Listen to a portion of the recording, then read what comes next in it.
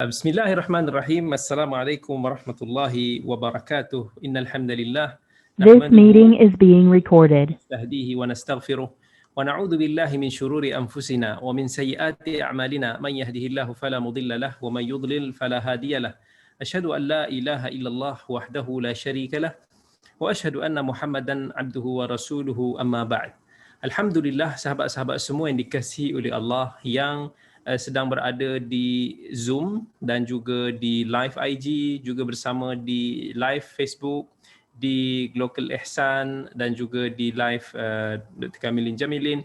Jadi insya-Allah pada malam ini kita akan sambung lagi untuk episod yang kedua dalam membedah buku Petua Rezeki daripada Al-Quran dan As-Sunnah yang dikarang oleh saya sendiri juga.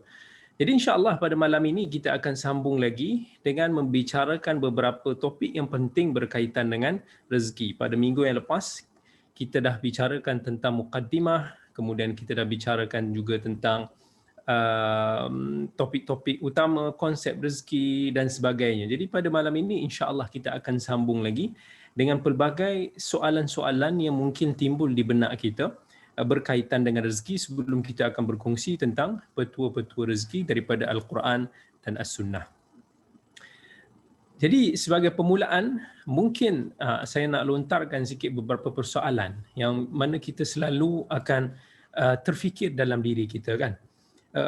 Ada orang dia dilahirkan dalam keadaan yang kaya. Dilahir-lahir memang dah kaya.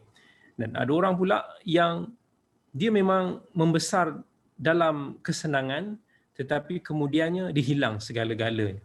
Ada orang pula terbalik, dia hidup dalam kemiskinan, kemudian Allah murahkan rezeki dia, dia menjadi kaya raya. Ada orang yang lain pula yang dia berterusan hidup miskin.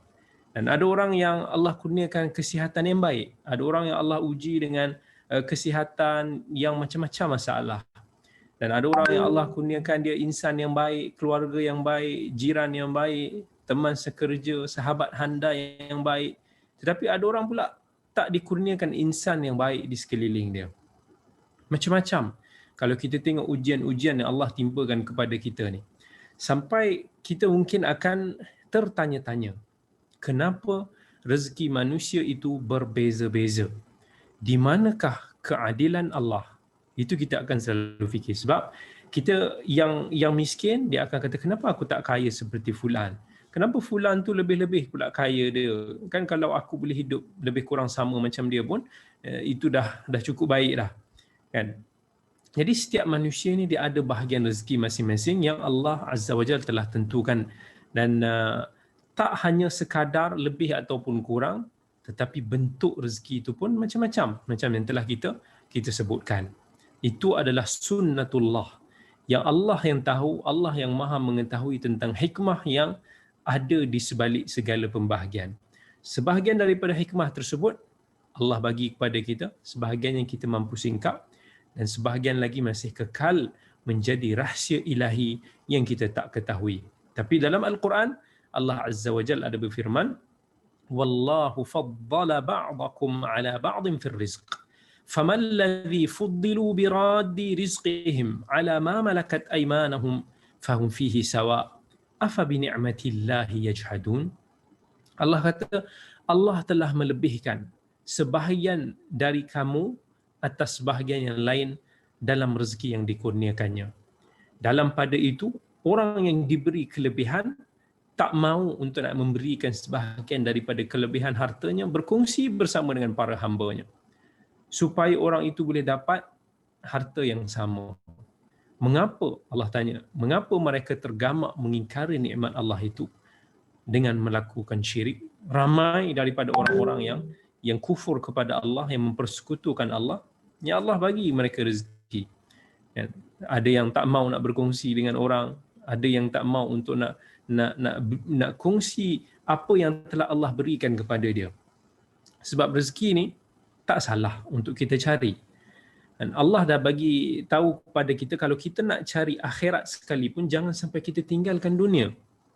Allah kata, wabtaghi fima ataka Allahu ad-daral akhirah wa la tansa nasibaka minad dunya.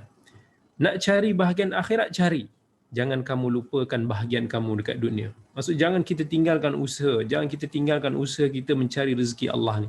Jangan hanya kita nak apa yang kita faham beribadat semata-mata sampai kita mengabaikan suruhan Allah untuk nak mencari rezeki Allah yang maha luas.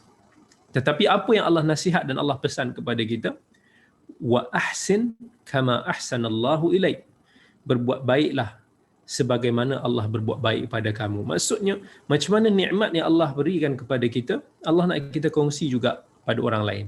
Jangan kita semata-mata yang membolot segala nikmat tersebut sampai kita lupa untuk nak menunaikan zakat, sampai kita lupa untuk nak bersedekah, sampai kita lupa untuk nak berbuat ihsan kepada manusia di sekeliling kita.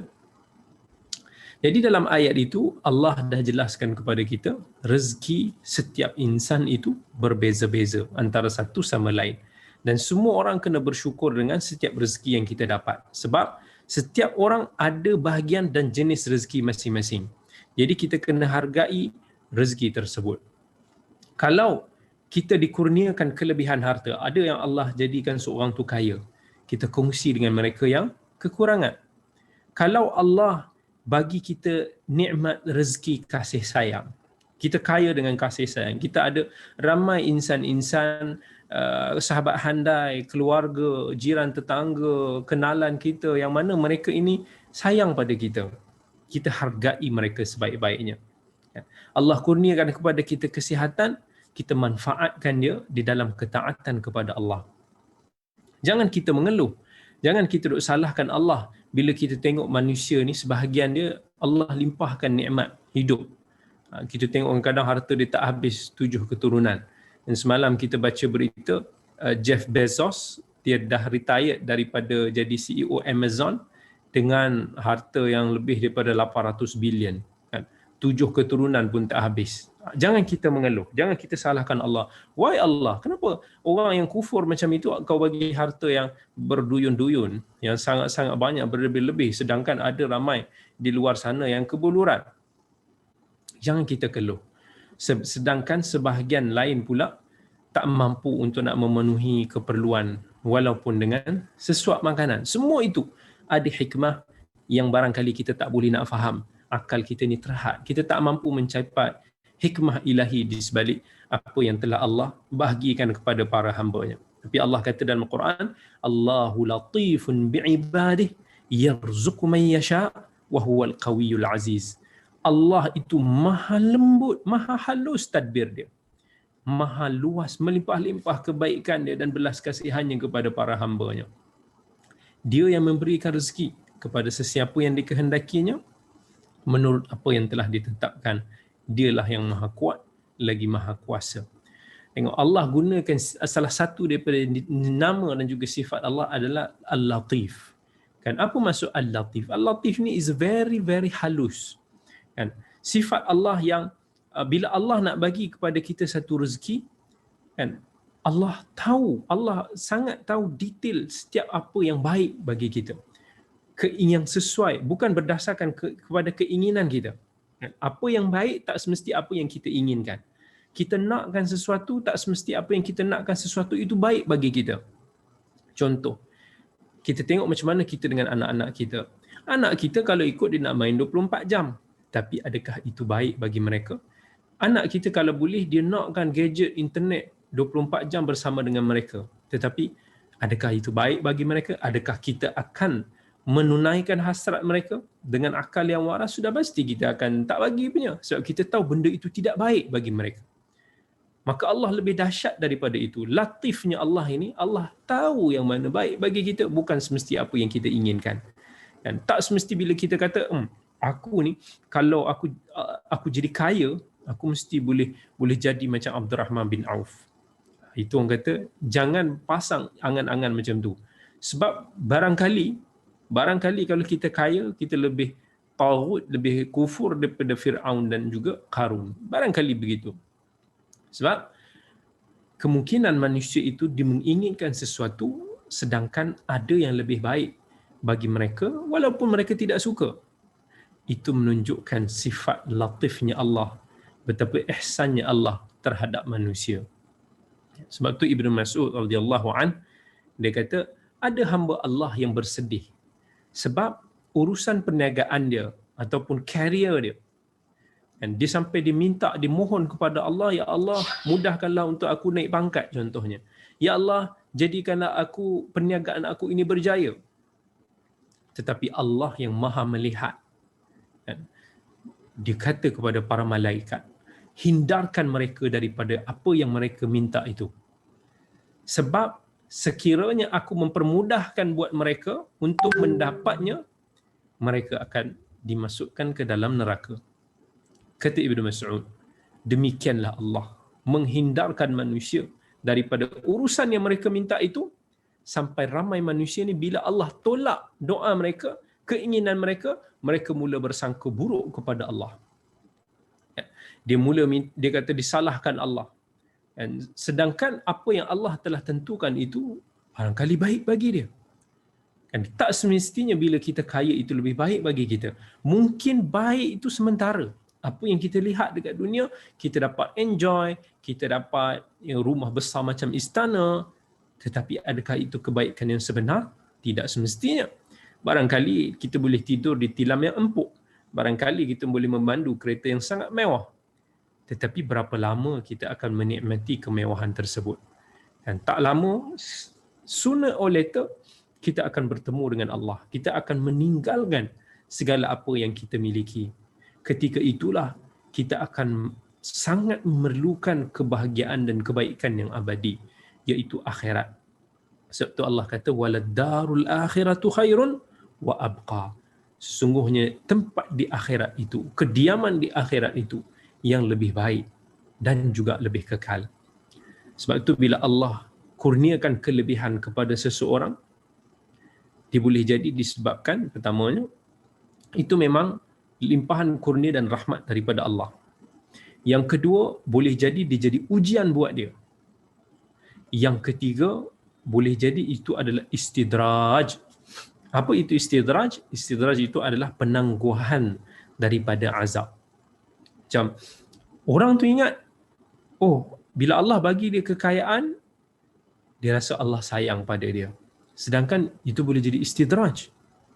Sanastadrijuhum min haitsu la ya'lamun. Kami akan menangguhkan azab kepada mereka yang mereka tidak ketahui. Dan sebulan, 2 bulan lepas, ada saya bertemu dengan seseorang. Dia buat, saya ada hadiahkan buku. Saya hadiahkan buku ni lah. Saya ada cerita ke belum. Dia menangis. Kan dia menangis, dia kata dia dah lama tak solat. Dia kata dulu masa dia susah, dia ingat, dia selalu solat, dia ingat pada Allah. Tetapi bila rezeki dia dah murah, dia rasa macam seolah-olah dia tak perlukan pada Allah. Dia rasa macam it's okay, dia pun hidup senang. Jadi dia kata dia dah lama dia tinggalkan solat. So bila dia tengok buku tu, dia menangis. Dia minta nasihat. Jadi saya kata kat dia, jangan kita ingat bila kita rasa kita ada segala macam nikmat, Allah sayang pada kita. Betul, rahmat Allah itu luas. Tetapi dia boleh jadi satu istidraj. Allah bagikan kepada kita kesenangan sekarang. Dan Allah janji Allah akan bagi rezeki dia kepada sesiapa pun. Orang yang beriman kepada orang yang berkufur, tapi orang yang kufur kepada nikmat Allah, dia akan diseret ke dalam api neraka. Boleh jadi Allah tangguhkan. Kita pula bila kita dapat tu, kita semakin kufur, kita semakin tidak bersyukur. Yang itu paling kita risau sekali. Dan sama juga, kalau Allah timpakan ujian, kekurangan kepada seseorang, boleh jadi juga disebabkan faktor Allah nak lindung dia, dan kekurangan itu sebenarnya adalah rahmat daripada Allah. Betul? Dan sebab tu dekat akhirat nanti Nabi bagi tahu dia akan bertemu ramai penghuni syurga daripada kalangan mereka yang miskin. Bukan kerana Islam nak suruh kita miskin, tetapi ramai orang miskin ni yang agak terselamat daripada ujian yang menimpa orang-orang yang kaya. Walaupun orang kaya ni kita tahu mungkin dia pemurah, dia rajin bersedekah dan sebagainya, tetapi ujian bagi mereka ni juga berat. Mereka ada ujian hati, mereka ada ujian nak dapatkan harta yang selamat, harta yang bersih daripada syubhat, yang bersih daripada perkara-perkara yang haram, yang bersih daripada menindas orang lain, yang bersih daripada menzalimi, mengambil hak orang lain. Dan setiap satu daripada harta kita akan dihisap. Itu sangat berat sebenarnya. Jadi boleh jadi memang Allah kurniakan kita rezeki yang sebegitu adalah demi kebaikan kita juga. Yang kedua, ujian juga bagi kita. Allah uji kita. وَلَنَبْلُوَنَّكُمْ بِشَيْءٍ مِّنَ الْخَوْفِ وَالْجُوعِ وَنَقْصٍ مِّنَ الْأَمْوَالِ وَالْأَنفُسِ وَالثَّمَرَاتِ. Allah kata dalam suratul Baqarah, kami akan uji kamu semua dengan perasaan takut. Perasaan tidak aman, itu juga sebagai satu bentuk ujian. Wal-ju' dengan kelaparan. Allah uji kita dengan kelaparan. Wa naqsim minal amwali wal anfus. Allah uji kita dengan kekurangan harta benda. Kehilangan jiwa, kehilangan orang-orang yang tersayang, dan kehilangan ath-thamarat, hasil perniagaan kita, pendapatan kita. Itu semua bentuk-bentuk ujian daripada Allah. Hidup kita ni ujian semua dia. Alladhi khalaqal mauta wal hayata liyabluwakum ayyukum ahsanu amala. Allah kata, kami ciptakan kepada kamu kehidupan, kematian. Semuanya untuk apa? Untuk nak uji kamu siapakah yang terbaik amalannya daripada kalangan kalian. Yang ketiga, Allah uji kita dengan kekurangan ni kadang-kadang kerana balasan dan juga azab. Balasan dan juga azab. Boleh jadi Allah memang nak hukum dia. Dan itu semua Allah yang Maha tahu. Allah nak tangguhkan hukuman Allah, ataupun Allah nak segerakan hukuman. Tetapi di dalam Al-Quran ada menyentuh tentang beberapa hikmah di sebalik perbezaan rezeki sesama manusia. Tak semua diceritakan hikmah tersebut, tetapi ada disentuh. Yang pertama, supaya setiap daripada kita, setiap semua pihak didapat jalankan peranan masing-masing. Kan? Mesti kena ada orang kaya, kena ada orang miskin, kena ada pekerja, kena ada bos. Dia tak boleh semua orang jadi bos. Kalau semua orang jadi bos, siapa yang nak bekerja? Kalau semua orang kaya, siapa yang nak mengkayakan dia? Mesti dia kena ada peranan masing-masing. Kan? Kalau tak ada pekerja, tak ada perniagaan, tak ada syarikat. Kan? Begitulah maksudnya. Semua ini sangat penting di dalam kitaran ataupun pertumbuhan ekonomi.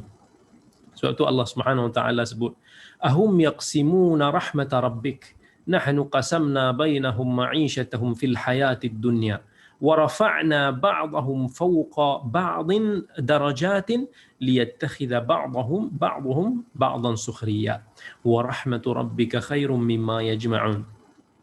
Adakah mereka berkuasa membahagi-bahagikan rahmat Tuhanmu, wahai Muhammad, seolah-olah kami hanya berkuasa di dalam perkara kebendaan dan keduniaan sahaja?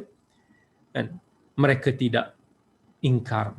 Kami membahagi-bahagikan antara mereka segala keperluan hidup di dalam kehidupan dunia ini. Setengahnya kami jadikan kaya, setengahnya kami jadikannya miskin menderita. Dan juga kami telah menjadikan darjat kedudukan setengah mereka lebih tinggi daripada darjat setengah yang lain. Sebab apa? Supaya sebahagian daripada mereka senang mendapat kemudahan menjalankan kehidupannya dengan hasil bantuan setengah yang lain. Maksudnya kita semua saling memerlukan di antara satu sama lain. Maksud macam kalau tak ada pelajar, tak adalah guru. Kalau tak ada guru, tak adalah pelajar.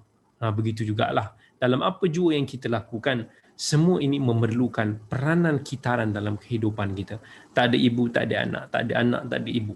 Dia mesti kena ada that kitaran. Tak boleh semua orang dia nak bulut peranan yang sama, maka tak jalanlah macam tu. Itu yang pertama antara hikmah dia.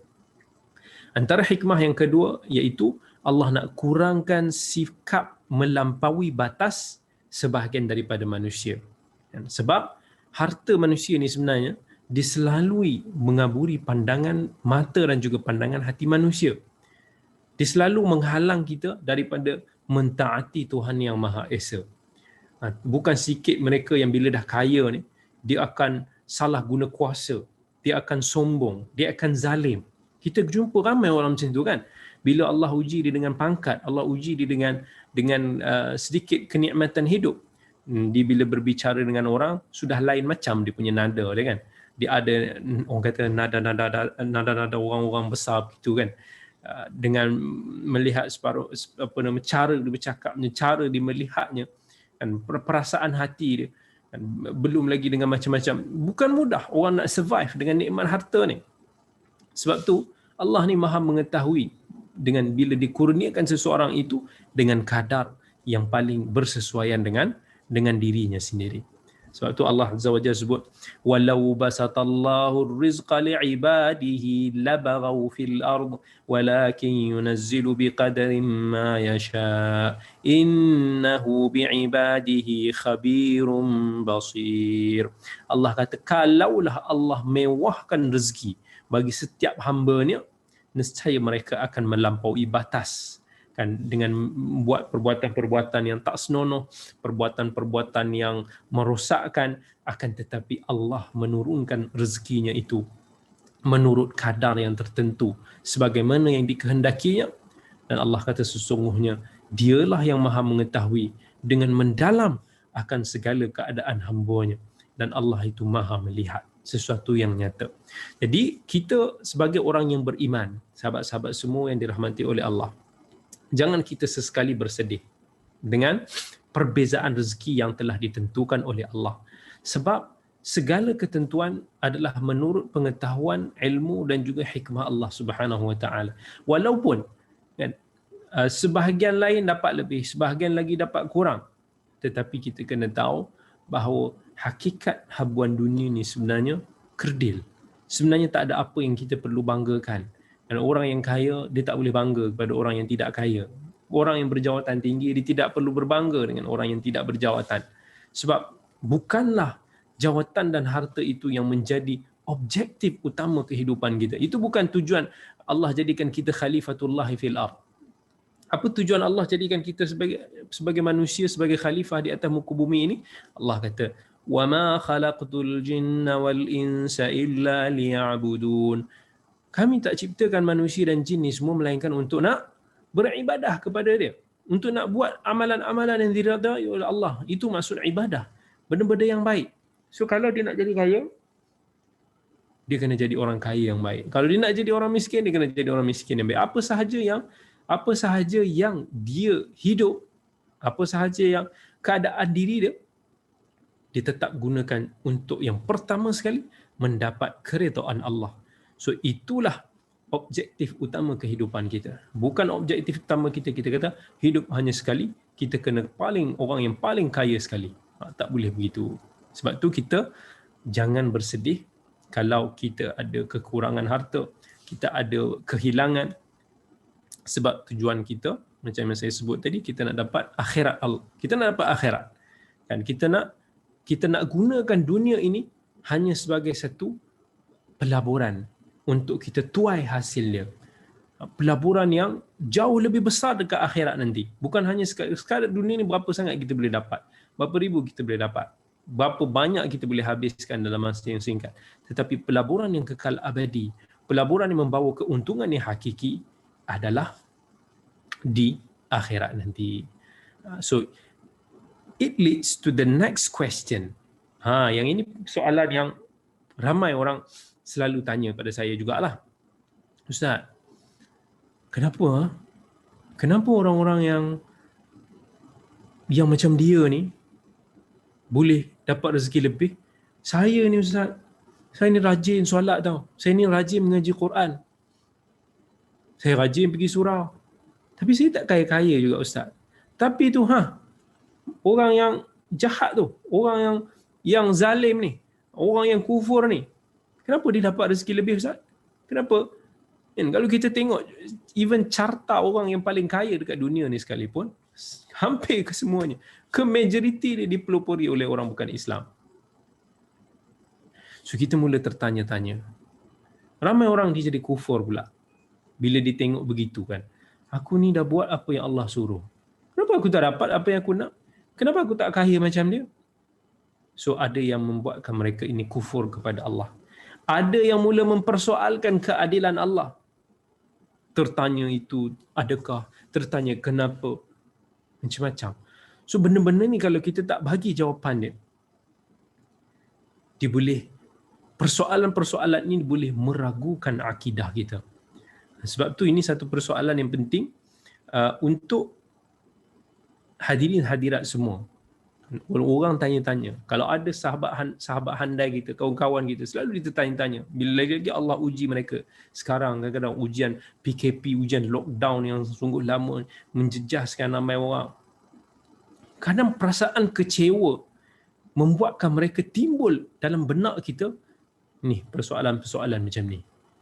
Dan ini bila kita mula meragui keadilan Allah, orang tu dah mula suspicious. Betul ke Allah ni sayang kita ni? Betul ke?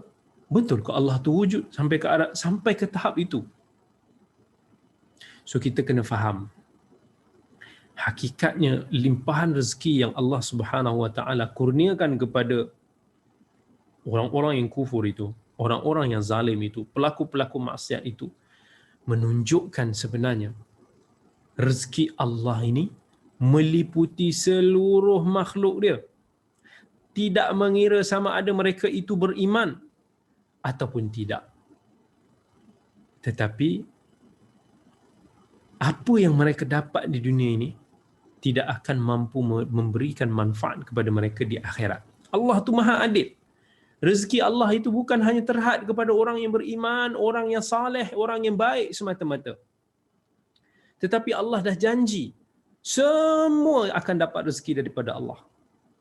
Wa ma min dabbatin fil ardi illa 'ala Allahi rizquha. Tak ada satu pun daripada makhluk yang bergerak di atas muka bumi ini, Allah kata, melainkan Allah jualah yang menanggung rezeki dia. Maksudnya semua makhluk akan ada bahagian rezeki masing-masing. Ikan-ikan dekat lautan ada rezeki masing-masing. Dan Allah kata lagi, innal ladzina ta'buduna min dunillahi la yamlikuna lakum rizqa fabtaghu 'indallahir rizqa wa'buduhu washkuru lahu ilaihi turja'un. Allah kata sesungguhnya mereka yang kamu sembah selain daripada Allah itu tiada kuasa untuk nak memberikan rezeki kepada kamu. Oleh itu, carilah rezeki daripada sisi Allah, sembahlah dia dan bersyukurlah kepada dia. Ingatlah bahawa kepada Allah jualah kamu semua akan dikembalikan. Cuba kita ingat. Okay?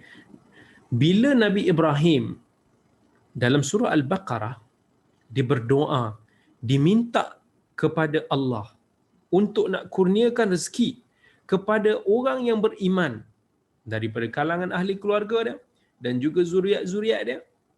Tapi Allah kata apa? Allah kata no.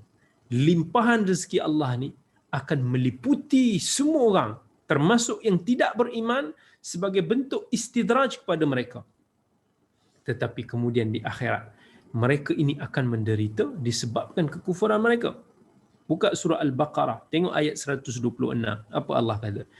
وَإِذْ قَالَ إِبْرَاهِيمُ رَبِّ اجْعَلْ هَذَا بَلَدًا آمِنًا وَارْزُقْ أَهْلَهُ مِنَ الثَّمَرَاتِ مَنْ آمَنَ مِنْهُمْ بِاللَّهِ وَالْيَوْمِ الْآخِرِ قَالَ وَمَنْ كَفَرَ فَأُمَتِّعُهُ قَلِيلًا ثُمَّ أَضْطَرُّهُ إِلَى عَذَابِ النَّارِ وَبِئْسَ الْمَصِيرُ.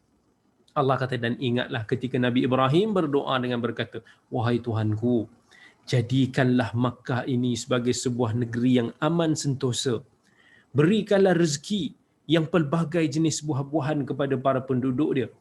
Nabi Ibrahim minta kepada orang yang beriman kepada Allah dan hari akhirat.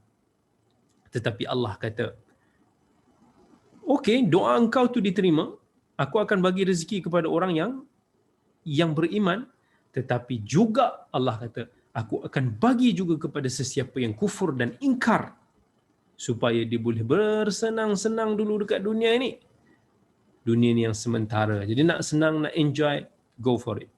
Kemudian aku akan seret dia dalam azab api neraka, dan itulah seburuk-buruk tempat kembali. Nampak? Kan? Jadi orang yang benar-benar beriman, dia akan gunakan bahagian rezeki masing-masing, sikit ke, banyak ke, untuk mendekatkan diri mereka kepada Allah. Sama ada melalui ibadah ataupun apa jua amal saleh. Sebab Di akhirat ini yang kita nak.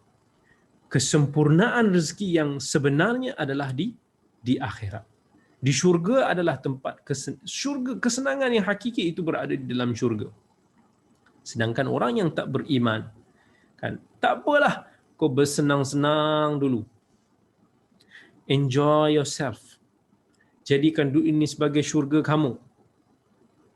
Ambil, you usaha, dapat. You dapat rezeki Allah. Sebab rezeki Allah dekat dunia ni memang untuk everybody. Untuk everyone. Haiwan dapat, serangga pun dapat, ikan-ikan dekat lautan pun boleh dapat, segala makhluk-makhluk yang aneh semua dapat. Apatah lagi manusia. Tapi, remember, tempat yang betul-betul bernilai di sisi Allah adalah akhirat. Dekat akhirat nanti, masa tu kita akan menyesal. Kan kehidupan dunia ni rupanya mimpi. Cuba kita bayangkan, everybody, tak adalah everybody, ramai mungkinlah daripada kalangan hadirin dan hadirat kat sini. Mungkin kita pernah pergi bercuti kan. Ingat tempat percutian yang paling kita suka. Some of you kata, Paris Ustaz. No, for me it's Italy. No, for me it's Makkah. No. I like Switzerland. Masing-masing akan bergaduh tempat mana-mana tempat yang paling disuka. Just ingat balik hari-hari itu. Saya pun tak tahu dah, mungkin ada yang pergi 5 tahun lepas, ada yang pergi 2 tahun lepas, 3 tahun lepas, 10 tahun lepas. Bila kita bayangkan, it's different kan daripada perasaan masa kita pergi. Let's say orang yang pernah pergi ke Korea. Wah, ni pergi ke Pulau Jeju ke, dia pergi, ni tengah salji ke, masa tu dia punya perasaan tu, wow, so enjoy. So heaven, you know. Tapi now, after few years, kita tengok balik album-album, we just recall, itu hanya macam satu khayalan, macam satu imajinasi dalam kita punya mind. Kita dah tak merasakan kesejukan tu. Kita dah, because we are not there. Benda tu hanya tinggal sebagai satu kenangan. Kenikmatan tersebut mula hilang, luput sikit demi sedikit. Macam itulah dunia. Macam itulah dunia. Di dunia ni, kita sekarang ni is the moment yang kita tengah feel kenikmatan tu. Kita dah rasa this is every nikmat yang kita kena cari, yang kita kena rasa. Tapi sooner, bila kita dah mati, dah masuk ke alam barzakh sana, kita dah berada di akhirat, masa tu kita akan rasa it's like a khayalan. It's only a imagination, satu kenangan yang kita rasa, ya Allah, ruginya. Kenapa yang tu, masa kat dunia yang tu yang aku duk beria-ria cari. Masa tu semua, everything is gone. Dalam memori kita gone, hilang. Kenikmatan yang kita ada, kita pernah tidur atas duit yang berkepuk-kepuk ke, everything is gone. Kan? It's suasana yang sangat berbeza lah. Sebab tu kita kena fikir apa destinasi kita yang sebenarnya.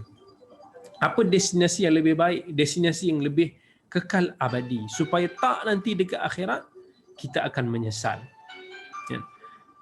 Barangkali Allah Azza wa Jal dilebihkan sebahagian rezeki orang yang tidak beriman melebihi orang yang beriman dekat dunia ni sebagai ujian keimanan bagi orang yang beriman. Allah nak uji kita kan. Sebab ujian dekat dunia ada ujian akidah, ada ujian ibadah, ada ujian, setiap orang ada ujian masing-masing. Jadi Allah nak uji juga orang-orang yang beriman ni. Adakah mereka masih lagi beriman kepada aku dalam keadaan mereka susah? فَأَمَّا الْإِنسَانُ إِذَا مَبْتَلَاهُ رَبُّهُ فَأَكْرَمَهُ وَنَعَّمَهُ فَيَقُولُ رَبِّي أَكْرَمَنِ وَأَمَّا إِذَا مَبْتَلَاهُ فَقَدَرَ عَلَيْهِ رِزْقَهُ فَيَقُولُ رَبِّي أَهَانَنِ. Apa Allah kata? Manusia ni kadang-kadang bila Allah uji dia, Allah bagi dia nikmat, Allah muliakan aku, that's it. Tapi bila Allah uji dia dengan rezeki yang terhad, dia akan kata, oh Allah hinakan aku, that's it. Kat situlah Allah nak uji keimanan sejati orang-orang yang beriman. Satu Allah kata, ahum yaqsimuna rahmata rabbik nahnu qasamna bainahum ma'isyatahum fil hayatid dunya wa rafa'na ba'dahum fawqa ba'din darajatin liyattakhidha ba'dhum li ba'dan sukhriya.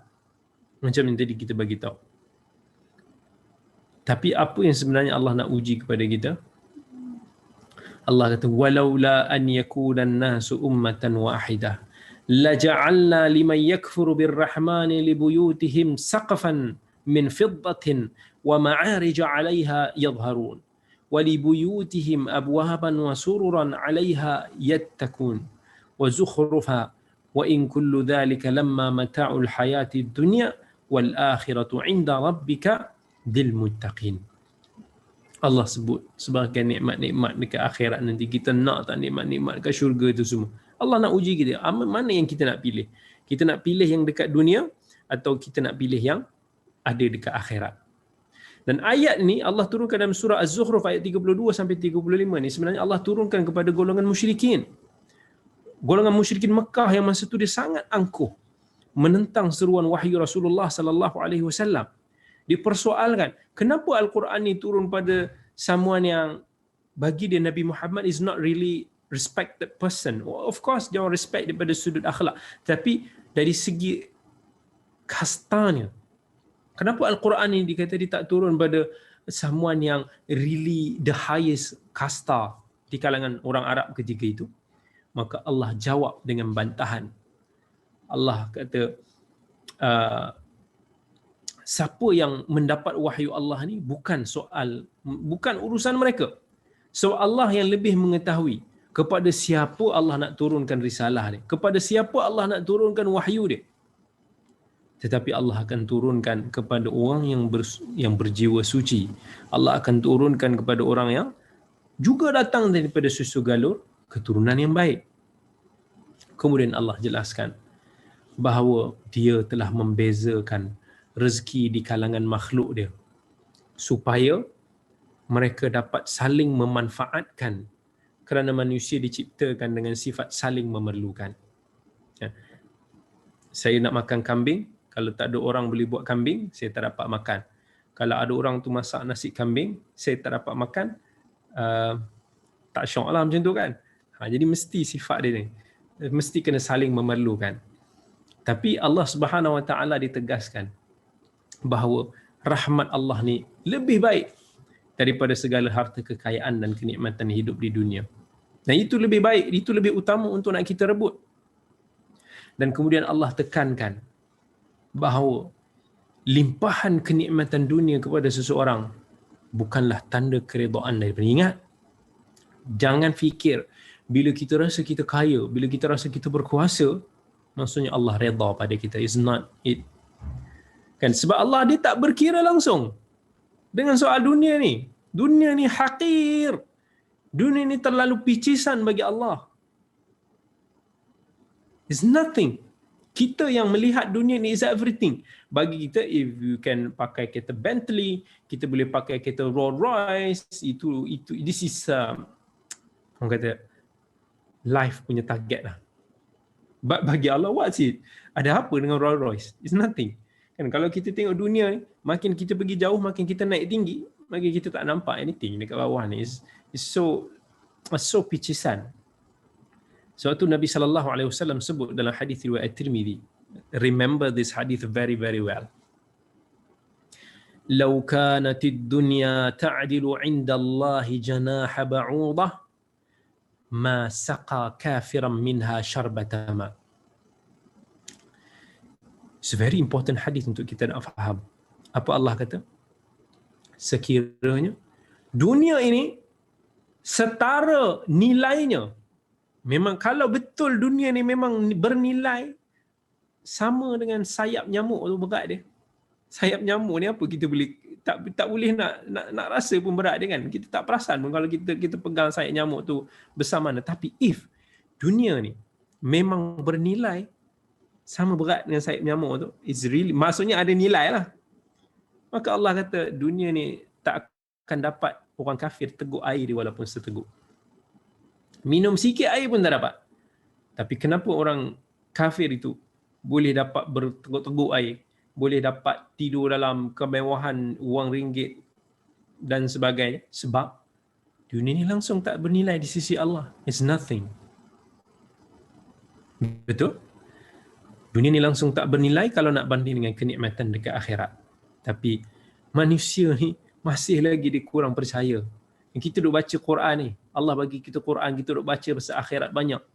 Dan kita baca surah-surah Makkiyah, surah-surah yang especially diturunkan sebelum daripada pasca hijrah, surah-surah yang ayat-ayat dia pendek biasanya. Banyak cerita pasal hari kiamat. Surah Qiyamah, surah Al-Waqi'ah, banyak lagi surah-surah yang Allah ceritakan pasal akhirat. Tapi kita masih lagi not really believe it. Yes, we believe it, tapi keimanan kita itu tidak terpasak kukuh. Sebab nikmat yang Allah duk cerita tentang syurga ni semua tak terbentang kat mata kita ni. Dia sama macam kalau kata ada, katakan ada sahabat datang cerita kat saya kan, Ustaz, dalam banyak-banyak negara yang saya pernah pergi kat dunia ni, bagi saya suka betul lah pergi ke New Zealand. Cantik sungguh New Zealand, Ustaz, syurga dunia. Dia cerita pada saya, walaupun dia gambarkan cantik macam mana sekalipun, saya tak boleh nak merasakan keindahan tu betul-betul until saya melihat dia dan saya merasai angin dia, melihat live di depan mata, paling tidak dapat tengok video ataupun gambar-gambar. Tapi the problem is, kita tak dapat nak bayangkan nikmat syurga. Itu yang Nabi dah bagi tahu pada kita. Syurga ni tak boleh kita nak imagine. Apa yang kita pernah lihat, syurga bukan macam tu. Apa yang kita pernah terfikir, syurga bukan macam tu. Kita tak nampak.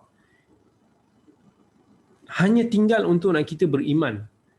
Betul ke apa yang Allah cakap dalam Quran ni? Macam tu nikmat dia, macam tu dia punya. Apa yang Allah kata emas ni? Adakah emas tu, nak kata emas, saya banyak emas tak? Tengok dalam lemari tu penuh. Saya pakai gelang pun sampai ke siku. Adakah itu emas-emas yang ada di syurga yang Allah duk cerita? Allah cerita pasal sungai-sungai. It's not like sungai Janda Baik yang kita pergi, sungai dekat Switzerland ke. It's not the same. We cannot imagine. Sebab tu kita ni kurang beriman kepada akhirat sebenarnya. Sebab tu Nabi always ingat, man kana yu'minu billahi wal yawmil akhir, man kana yu'minu billahi wal yawmil akhir, man kana yu'minu billahi wal yawmil akhir. Siapa yang beriman kepada Allah dan hari akhirat, siapa yang beriman kepada Allah dan hari akhirat, siapa yang beriman kepada Allah dan hari akhirat. Banyak hadis-hadis yang Nabi sebut beriman kepada Allah dan hari akhirat. Sebab this is tu keimanan yang paling susah sebenarnya untuk nak terpahat dalam hati kita. Kita ni lebih terpana bila kita melihat nikmat dunia.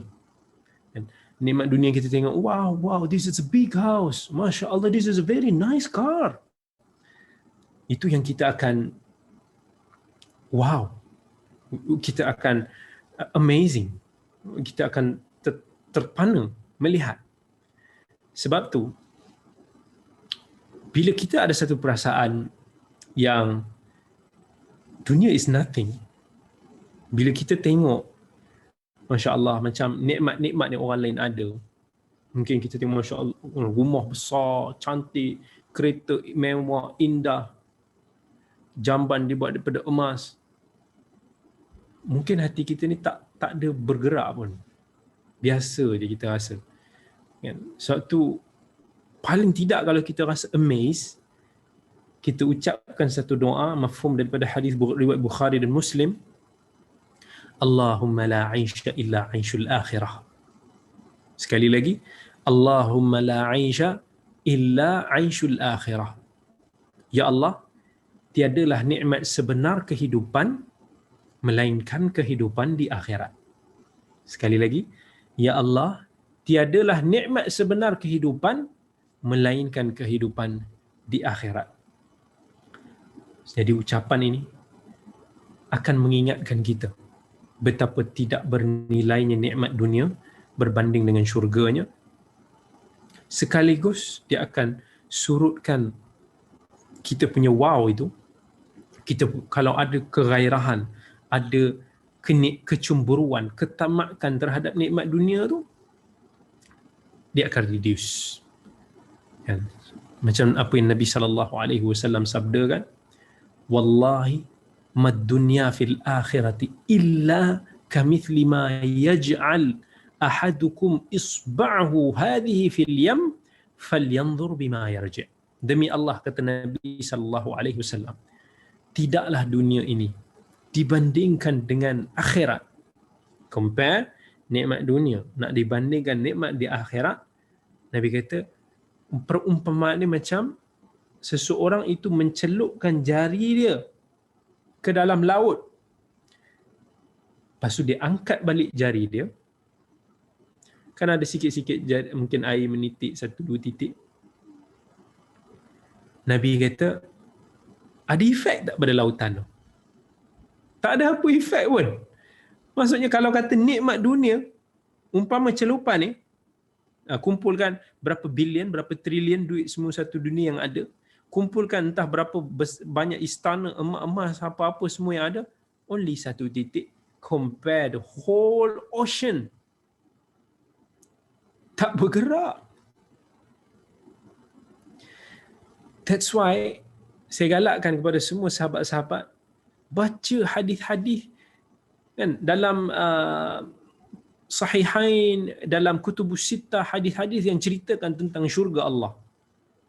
Kita tak boleh bayang, of course, itu memang apa yang telah disebutkan oleh Allah Subhanahu wa taala, a'dadtu li'ibadiyas salihin ma la 'ainun ra'at wa la udhunun sami'at wa la khatara 'ala qalbi bashar. Allah kata, aku telah sediakan kepada hamba aku yang saleh syurga nikmat yang tidak pernah terlihat oleh mata, yang tak pernah terdengar oleh telinga kita, dan tak pernah terlintas dalam hati kita. Tapi cuba kita tengok macam mana bila Nabi kata nikmat dunia ni semua ni macam satu titis yang kita ambil daripada lautan yang tak akan efek pada lautan. You just imagine this hadis. Apa kata Nabi sallallahu alaihi wasallam dalam hadis riwayat Muslim? Inna fil jannati la shajaratun yasiru ar-rakibu fi dhillaha mi'ata sanah. Nabi kata sesungguhnya di dalam syurga itu terdapat sebatang pohon, satu pokok je dekat syurga. Kita tak tahu macam mana rupa pokok tu. Tapi bila kita naik kenderaan di syurga itu untuk nak merentas pokok itu sahaja, nak rentas, nak lepas bayang-bayang pokok itu sahaja, kata Nabi SAW memerlukan tempoh 100 tahun. Ya subhanallah. Satu pokok. Kita nak rentas pokok itu punya besar, entah macam mana shape dia, 100 tahun. Sahabat-sahabat, umur kita berapa? Kat dunia ni umur kita cuma let's say 60, 70 at most. Siapa yang lebih daripada itu bersyukur kepada Allah. Maksudnya kalau kita berjalan seumur hidup, kita boleh berjalan umur 10 tahun, umur 3 tahun kita dah boleh berjalan, 2 tahun kot. Nak berjalan tu baru separuh daripada bayang pokok tu, bayangkan. Besarnya pokok itu. Cannot imagine how big it is. Dan bila Nabi SAW ceritakan tentang syurga ini, macam mana seseorang itu melihat orang lain di dalam syurga, apa kata Nabi SAW? Inna ahlal jannati la yatara'awna ahlal ghurafi min fawqihim kama tatara'awna al-kawkab ad-durriyu al-ghabira min al-ufuq min al-mashriq ila al-maghrib aw al-maghrib litafaduli ma bainahum. Qalu ya Rasulullah, tilka manazilul anbiya'i la yablughuha ghayruhum. Qala bala walladhi nafsi biyadihi rijalun amanu billahi wa saddaqul mursalin. Apa kata Nabi sallallahu alaihi wasallam? Penghuni syurga nanti dia akan mampu melihat penghuni ghurfah, maksudnya penghuni yang berada di tingkat atas, macam mana kita melihat bintang dekat langit. Dan kita tengok bintang kat langit bergerak, apa bintang yang cantik kat atas tu, begitulah. Nak kata bezanya darjat di antara satu tingkat dengan satu tingkatan yang lain. Para sahabat bertanya, "Ya Rasulullah, itu tingkatan apa itu? Adakah ia khusus kepada para nabi dan rasul yang kami tak mampu untuk nak capai?" Tapi kata Nabi SAW, "La, demi jiwaku yang berada di tangannya. Bahkan itu adalah tingkatan untuk mereka yang beriman kepada Allah dan membenarkan risalah para rasulnya." Bayangkan, Kata Nabi SAW dalam hadis riwayat Muslim lagi, tentang heavennya pasar dekat syurga nanti. Kata Nabi, inna fil jannati lasuqan ya'tunaha kulla jum'atin fatahubbu rihu syamali fatahtu fi wujuhihim wa thiyabihim fayazdaduna husnan wa jamala fayarji'una ila ahlihim wa qad izdadu husnan wa jamala fayaqulu lahum ahluhum wallahi laqad izdadtum ba'dana husnan wa jamala fayaquluna wa antum wallahi laqad izdadtum ba'dana husnan wa jamala. Kata Nabi, dekat syurga nanti akan ada satu pasar. Pasar, jangan bayangkan pasar-pasar kotor macam tempat kita ni. Mungkin ada antara kita ni kalau tanya kedai mana, mall mana lah yang paling kita suka pergi. Ustaz, saya paling suka pergi satu mall dekat Dubai, Ustaz. Oh, Dubai, Dragon apa panggil? Dragon Mart ke apa nama dia tu. Punya panjang pasar tu. Oh, seronok pergi situ, Ustaz. Tak tahu, Ustaz, saya ni kat Malaysia cukup lah pergi Mid Valley tu pun dah besar lah, Ustaz. Dah apa kelas pergi dekat Mid Valley, New York, IP kau, macam-macam negara yang pergi kata itu this the best. Tapi kata Nabi, dekat syurga nanti ada satu pasar yang mana pasar ni setiap kali dikunjungi oleh penduduk syurga. Jangan tanya saya macam mana rupa pasar ni. Dia satu pasar yang tak mampu kita nak membayangkan. Dia of course keperluan di syurga itu is different. Everything is beautiful. Dan bila setiap kali kita pergi ke pasar itu, akan bertiup angin yang akan kena pada wajah kita, pakaian kita, dan setiap kali kita kena angin itu, kita akan jadi lebih good looking. Kalau lelaki, dia akan jadi lebih tampan. Yang wanita, dia akan jadi lebih cantik. Dan kemudian bila dia balik ke rumah, keluarga dia, maksud di syurga nanti, keluarga dia tengok, demi Allah, you are look more beautiful than before. You are more handsome, more charming. How can? Macam mana kau setiap kali kau balik kau nampak cantik ni? Tetapi yang baru balik dari pasar tu, dia kata, demi Allah, you also look beautiful, darling. Kamu juga nampak bertambah cantik selepas kami keluar pergi tadi. Bayangkan, it's happened every time kita pergi ke pasar tersebut. It will happen forever. Kecantikan dan keindahan itu akan semakin bertambah forever. How? We cannot think about that. Paling-paling muka kita ni nak cantik setara mana? Tambah-tambah makeup sikit, bagi putih-putih sikit. Orang yang mengarut sikit, dia buat operation pembedahan plastik ke, masuk silikon sana, suntik sini, buat itu sikit. Cantik itu sikit. Tiba-tiba orang kata, oh, macam pelik je. Tak cantik juga. Ataupun kalau cantik pun, okay fine, cantik sikit je. Lepas tu, apa lagi dia nak buat? Dia buat ubah sana sikit, ubah sini sikit. Macam ada orang yang obses dengan kosmetik ataupun pembedahan operation ni, pembedahan plastik ni. Dia ubah muka dia sampai sanggup spend berjuta-juta. Tapi semakin dibedah tu semakin pelik orang tengok kan. Semakin weird kita tengok. Tapi kat syurga ni, jangan risau. Kat dunia ni orang tengok kita tak comel, tak handsome, tak ni. But di syurga nanti, it will look beautiful every single time. Subhanallah. Kita tak boleh bayangkan nikmat syurga itu. Bayangkan kat syurga nanti, apa kata Nabi SAW, malaikat ni dia akan cakap kat kita, inna lakum an tasihhu fala tasqamu abada wa inna lakum an tahyau fala tamutu abada wa inna lakum an tashibbu fala tahramu abada wa inna lakum an tan'amu fala tab'asu abada. فذلك قوله عز وجل ونودوا أن تلكم الجنة التي أورثتموها بما كنتم تعملون. Malaikat kata kat penghuni syurga ni, Kamu ni semua akan selalu sihat dan kamu tak akan pernah sakit selama-lamanya. Kamu akan sentiasa hidup dan kamu tidak akan mati selama-lamanya. Dan kamu akan sentiasa muda dan kamu tidak akan pernah tua selama-lamanya. Dalam satu riwayat lain, riwayat Ahmad ada menyebut umur ahli syurga ni adalah umur seperti kita ni dekat dunia ni umur 33 tahun.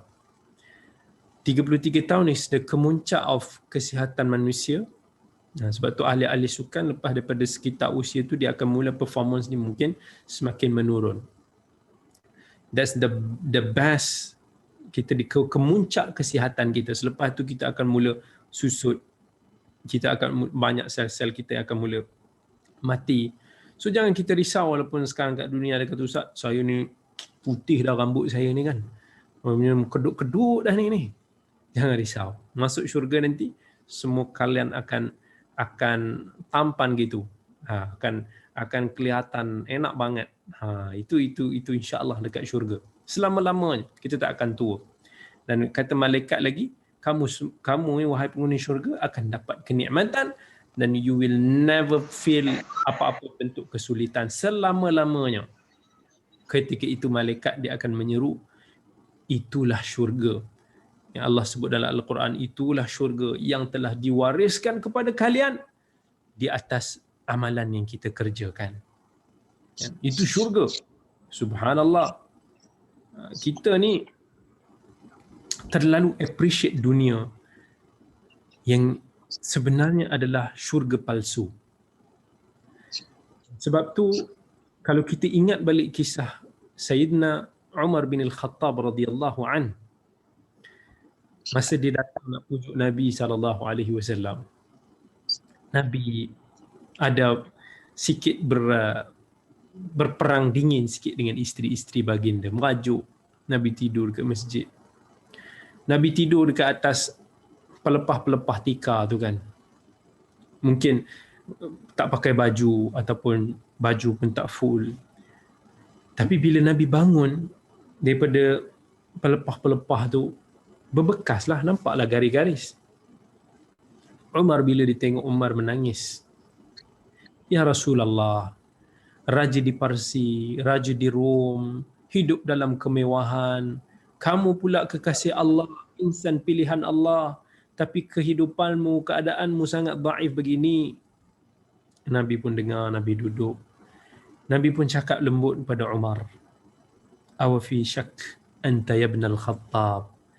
Ulaika qaumun ujjilat lahum tayyibatuhum fil hayatid dunya.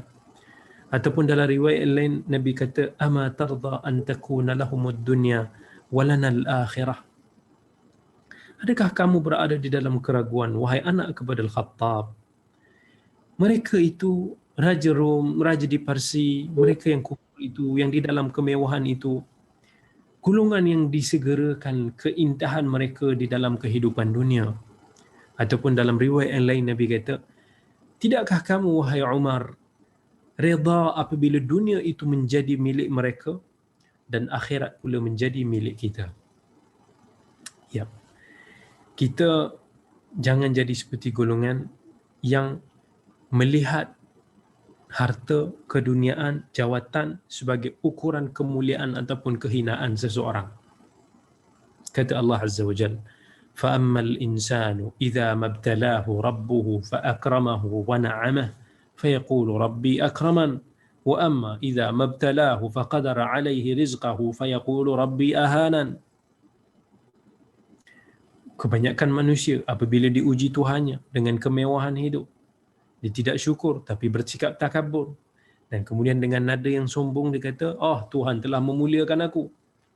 Dan sebaliknya apabila dia diuji dengan ujian yang disempitkan rezeki dia, dia tidak sabar, dia rasa runsing. Dan dia kata Tuhan telah menghinakan aku. Maksudnya dia melihat ukuran kehinaan itu berdasarkan kepada luas ataupun sempitnya rezeki seseorang. Tetapi orang yang beriman, whatever condition it is, yang mana mereka hidup, apa sahaja situasi yang mereka hidup, kaya ataupun miskin, mereka akan sentiasa positif dengan ketentuan daripada Allah Subhanahu wa taala. Dan of course, positif itu bukan hanya positif yang tidak ada asbab. Of course, setelah mereka melakukan asbab, usaha. Tetapi ciri orang yang beriman, kata Nabi SAW, ajaban li amril mu'min, inna amrahu kullahu lahu khair, wa laysa dhaka li ahadin illa lil mu'min. In asabathu sarra'un syakar, fakana khairan lah, wa in asabathu dharra'un sabar, fakana khairan lah. Nabi kata, it's so amazing urusan seorang mukmin. Semua urusan itu nampak baik bagi dia. Dan benda ini tidak akan wujud melainkan pada orang yang beriman. Kalau dia ditimpa sesuatu yang menyenangkan, dia bersyukur, itu baik bagi dia. Tetapi kalau dia ditimpa satu kesulitan, dia bersabar, ini juga baik bagi dia. Kan?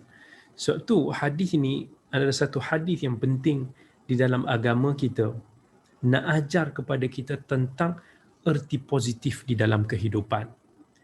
When kita understand satu-satu kesulitan itu sebagai satu bentuk ujian daripada Allah kepada kita, kita akan melihat di dalam satu sudut yang positif. Kan, kita melihat benda yang baik di sebalik itu dan kita berterusan sabar. Maka Nabi kata itu baik bagi kita. Kan? Dalam sebuah syair yang diungkapkan oleh Al-Imam Syafi'i rahmatullahi alaih, tamutul usdu fil ghabati ju'a, wa lahmu dha'ni ta'kuluhu al-kilab, wa 'abdun qad yanamu 'ala haririn, wa dhu nasabin mafarishuhu at-turab. Imam Syafi'i dia nak dibuat satu syair tentang kehidupan dunia ni kan. Singa ni yang gagah perkasa ni pun selalu mati kelaparan. Tapi kambing pula menjadi santapan anjing. Yang dilihat hina itu selalu duk bayang-bayang imagination dia untuk tidur di atas sutera. Tetapi orang yang mulia itu sebenarnya mereka yang tidur, ramai yang tidur di atas hamparan debu. Maksudnya dia kata orang yang betul-betul sebenarnya orang yang mulia di sisi Allah dekat dunia ni, banyak sebenarnya orang-orang yang hidup dia kita nampak macam tak ada apa-apa dia. Kan? Orang yang sebenarnya hina di sisi Allah pula, inilah mereka yang tidur di atas sutera. Macam mana kita nampak dunia ni begitu. Dan kita kena ingat bahawa Allah Subhanahu Wa Taala dikurniakan rezeki dunia ini kepada sesiapa yang disukai atau yang tidak disukai. But remember, Allah tidak mengurniakan rezeki iman melainkan hanya kepada sesiapa yang dia cintai. Sebab tu bila kita ada nikmat iman, kita kena sentiasa be positif. We have to bersabar, kita kena ada sifat redha, kita kena ada sifat syukur. Jangan depress, jangan putus harapan, jangan bunuh diri. Selagi kita ada nikmat iman itu, that is the biggest nikmat rezeki yang Allah kurnia. Sebab itu petanda Allah sayang pada kita. Selagi kita beriman kepada Allah, Allah sayang kepada kita. Allah akan kurniakan iman, rezeki iman itu only kepada sesiapa yang dicintai. Tetapi rezeki dunia ni, duit, kereta, whatever it is, Allah akan kurnia kepada sesiapa pun. Sama ada yang dia cintai ataupun dia tak cintai. Baik. Kemudian Islam dia tidak pernah menegah umat dia daripada mencari rezeki Allah yang maha luas ni. Sebaliknya, umat Islam dituntut untuk nak meraih rezeki yang membantu kita untuk nak taat kepada Allah, melaksanakan tugasannya. Maksudnya di sebalik kegigihan kita, usaha yang kita buat ni, jangan pernah kita sesekali lupakan Allah. Jangan pernah kita lupa tentang misi yang telah Allah berikan kepada kita. Sebab tu Allah pesan kat kita, wabtaghu min fadlillah wadhkurullaha kathiran la'allakum tuflihun. Allah nak kata, you want to find a rizq, go for it. Pergi cari limpah kurniaan Allah. But ingat Allah banyak-banyak. Semoga kamu berjaya. Don't forget about me. Jangan kamu lupa daratan. Jangan kamu lupa Tuhan. Nak kaya, sila bila kamu ingat Allah, kamu ingat Tuhan, insya-Allah kamu tidak lupa daratan. Sebab Allah ni dia Maha Arif, sangat arif dengan ciptaan manusia ni. Manusia ni memang sifat dia, nature dia, fitrah dia, dia memang sukakan harta benda. Tak ada siapa daripada kalangan kita yang tak mau kaya. Tak ada siapa yang tak nak duduk dalam rumah yang sangat cantik dan selesa. Tak ada siapa yang tak. Ya, semua orang nak yang selesa-selesa, yang sedap-sedap ni. Sebab tu Allah kata dalam suratul Adiyat, wa innahu lihubbil khairi lajadid. Sesungguhnya manusia ni teramat sayangkan harta. Dan Allah gambarkan fitrah manusia ni, dia memang sukakan nafsu, sukakan kenderaan yang baik-baik, kan? Sukakan keuntungan, sukakan harta yang bertimbun-timbun.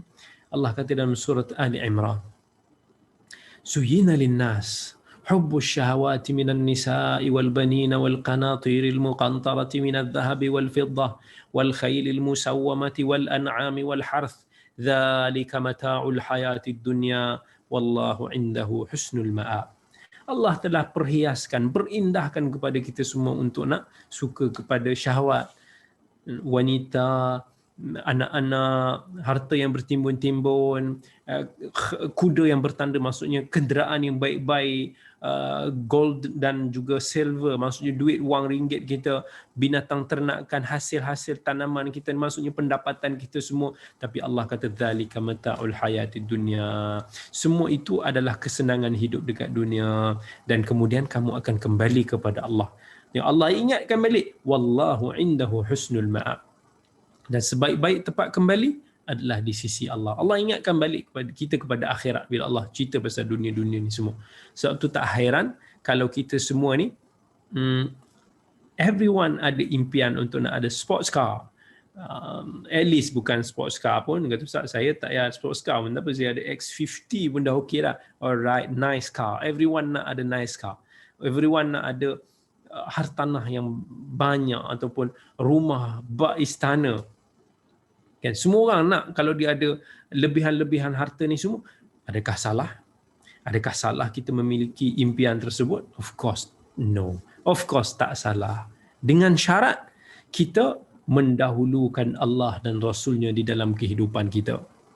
Sebab bila kita dahulukan Allah dan Rasulnya, maka itu merupakan petanda kecintaan kita kepada Allah dan Rasul. Agama itu mengatasi segala-galanya. Jadi kita tak akan salah gunakan kesenangan yang Allah berikan kepada kita.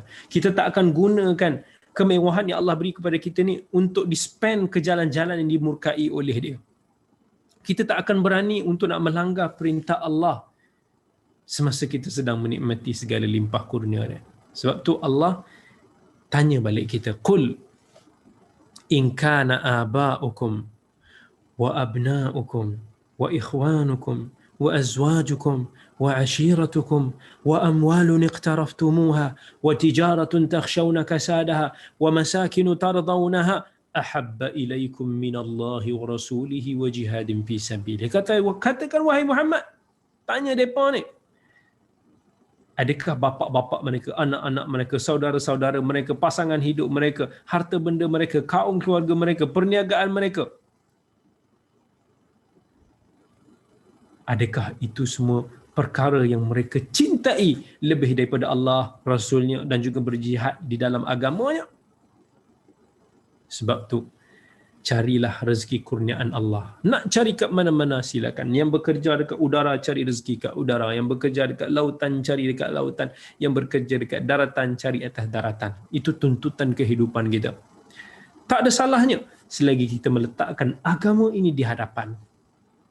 Pernah seorang sahabat Nabi SAW, lepas dia habis solat Jumaat, dia berhenti dekat pintu masjid, dia berdoa, Ya Allah, sesungguhnya aku telah menyahut seruanmu.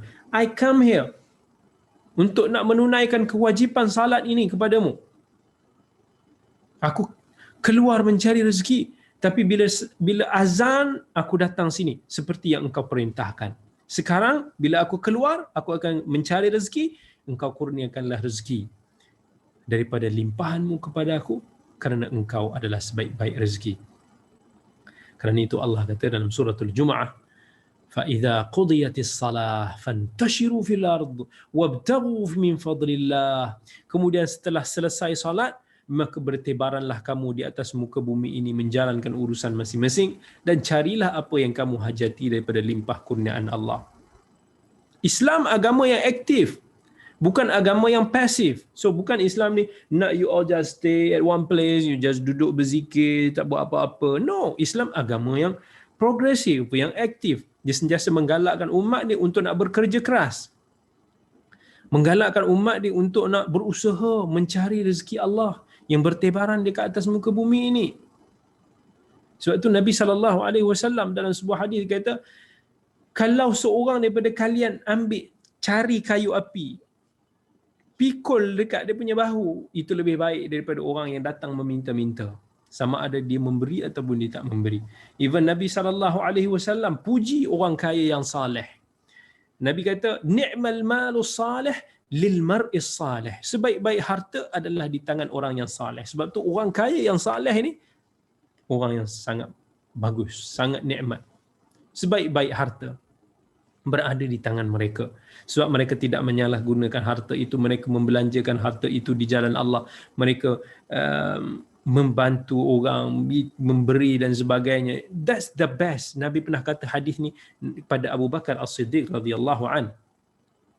That's why harta yang banyak seharusnya dipuji sekiranya boleh membawa kebaikan di dunia dan di akhirat.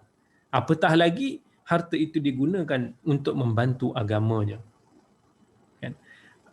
Di zaman sekarang, harta is very important. Kita nak buat aktiviti dakwah, kita nak buat aktiviti kebajikan, apa saja kita nak gerakkan, it requires money. Sebab tu Abu Ishaq As-Sabi'i, seorang ulama salaf dulu, dia kata para ulama dulu melihat kelebihan harta yang dimiliki seseorang itu merupakan bantuan utama kepada agama. Dan Muhammad bin Al-Munkadir, seorang tabi'in, dia kata sebaik-baik pertolongan untuk bertakwa kepada Allah adalah menerusi kekayaan. Sufyan Ats-Tsauri meninggal 161 Hijrah. Dia kata harta pada zaman kita merupakan senjata bagi orang mukmin. Sebab itu bila kita ada harta, kita gunakan harta itu di jalan kebaikan. Dan Allah gunakan perkataan harta dengan perkataan khaira. Wa innahu lahubbil khairi lasyadid. Manusia itu menyukai harta. Allah kata khair. Khair ni maksud dia literally maksud dia kebaikan. Maksudnya kalau kita menguruskan harta itu dengan baik, harta itu akan jadi baik. Tetapi kalau harta itu kita urus dengan cara yang salah, maka dia akan menjadi bermasalah. Okey. Jadi insya-Allah saya cukup dulu sekadar itu dan insya-Allah kita akan sambung lagi. Dan sebelum itu saya tengok je ada soalan-soalan yang ditanya ada di Zoom ini. Assalamualaikum Ustaz. Betul ke di akhirat esok siapa yang lebih kaya dan senang akan lebih lambat masuk syurga berbanding yang susah dan miskin? Keduanya sama-sama beriman dan orang soleh dan salihah. Oh, ini soalan yang bagus. Adakah orang yang kaya ni dia akan lambat masuk syurga berbanding orang miskin? This is exactly satu topik yang saya akan kupas pada minggu hadapan. Jadi saya tangguhkan dulu jawapannya pada minggu hadapan because tengok persoalan-persoalan inilah yang akan muncul. Dan ini yang saya akan bicarakan pada minggu hadapan insya-Allah. Apa yang dia kata Ustaz, adakah syurga telah wujud pada waktu ini? Ya, Allah telah menciptakan syurga sebelum ini. Sebab tu Allah menceritakan tentang nikmat syurga ini di dalam Al-Quran. Kemudian boleh tak kita memohon syurga yang paling tinggi? Dalam hadis Nabi, Nabi pernah tegur seorang sahabat yang bila dia nak minta syurga tu dia minta yang biasa-biasa. Tapi Nabi kata mintalah syurga Firdausil A'la. Mintalah syurga Allah yang paling tinggi. So kita ni jangan malu untuk nak minta syurga yang tertinggi. Allah suka bila kita mohon. Dan kita jangan minta ya Allah aku dapat duduk depan pintu syurga pun dah jadi. Jangan doa yang tu. Doa ya Allah kurniakanlah aku syurga. Bantulah aku untuk nak bersama dalam tingkatan para siddiqin, para syuhada, orang-orang yang saleh, para anbiya. Semoga kita dapat bersama dengan mereka. Kita doa kita bila nak doa ni dalam Islam, doa yang terbaik. Jangan doa yang sikit-sikit. Nak beri yang terbaik, nak doa pada Allah, minta yang terbaik. Barakallahu fiik. Aqulu qawli hadza wa astaghfirullahal azim li wa lakum. Insya-Allah kita bertemu lagi pada minggu hadapan waktu yang sama. Jangan ke mana-mana. Assalamualaikum warahmatullahi wabarakatuh. Sampai ketemu lagi kita.